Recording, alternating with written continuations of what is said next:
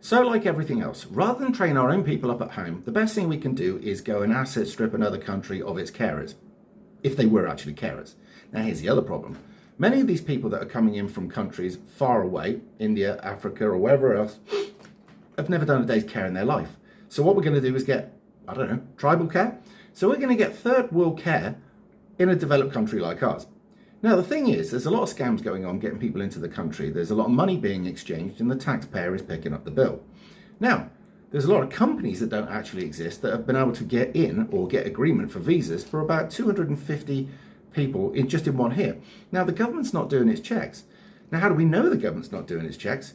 Well, because these companies don't exist and yet they can still manage to get people a visa. Worse still, when you get over to the other side, as this undercover reporter managed to do, she said, well, what do we do about the checks and the Home Office and all the rest of it? And the bloke laughed. He said, we don't have to worry about that.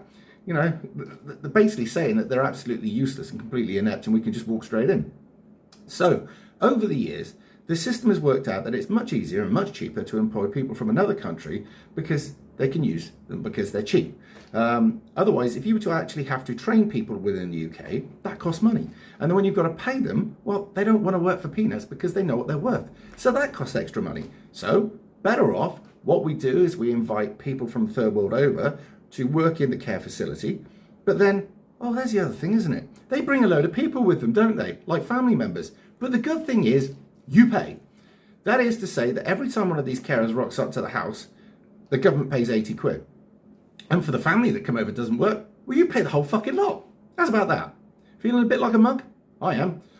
But the problem is this, is that they now want to do this with the teaching as well. Now, the caring system is so bad that, take for instance one example, I had a friend who had one of these set carers who come in from a different country who didn't speak any language, go and care for their mother-in-law. And she was watching the door, she went in and literally within a couple of minutes was straight back out. And she said, oi, what are you doing? Where do you think you're going? You're supposed to be caring for her. Oh no, she doesn't, and in broken English says that she didn't need the caring today. The person has mental health problems like dementia and stuff like that. This person couldn't make that decision for themselves anyway. But whether it's through malice, whether it's through lack of training, whether it's through not understanding because of the language, who knows? Who cares? But when the lady went upstairs to say, are you all right? Have you turned this carer away? She went, no, she doesn't even help me get out of bed. So we're paying 80 quid for somebody to come round, open the door, walk in, walk back out again. No checks, no skills. We know nothing about these people, right? And they're not actually doing the job that we got them here for. Now, I'm not saying that, say for instance, if we train people up from the UK who were, I don't know, English speaking and, well, predominantly white, okay, that this wouldn't happen, because there are bad eggs in all colours of all society, okay? But predominantly speaking, these people don't understand what it is you're trying to convey to them.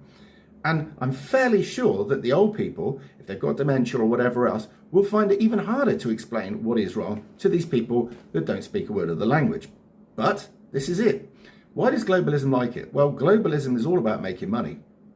So you flood the system with cheap people who don't speak a word of the language and are used to working for peanuts, right?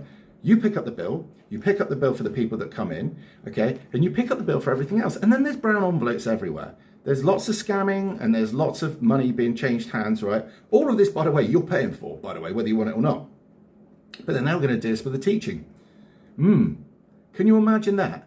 A load of people over from another country whose English is shit at best are going to try and teach your kids anything? History? English? Can you imagine that? An English teacher that can't speak the language. That's fucking amazing.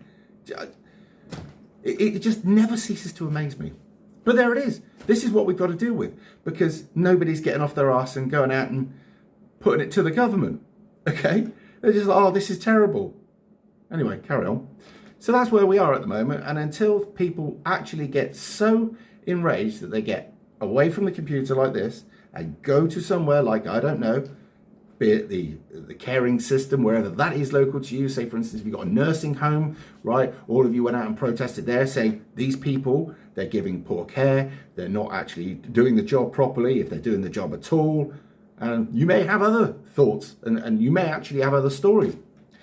But if you've got this feeling, you need to tell the care home directly, okay? Or you need to tell the nursing home, or you need to tell the local people who deal with local care, the community hospital, doctors, wherever, all right? Because if you don't, it'll just carry on. But there we are. That's what we're dealing with. If you like the content I'm making and you want to support my work, here's a few links in the description, but only if you can afford it. Thanks a lot, and I'll see you on the next one.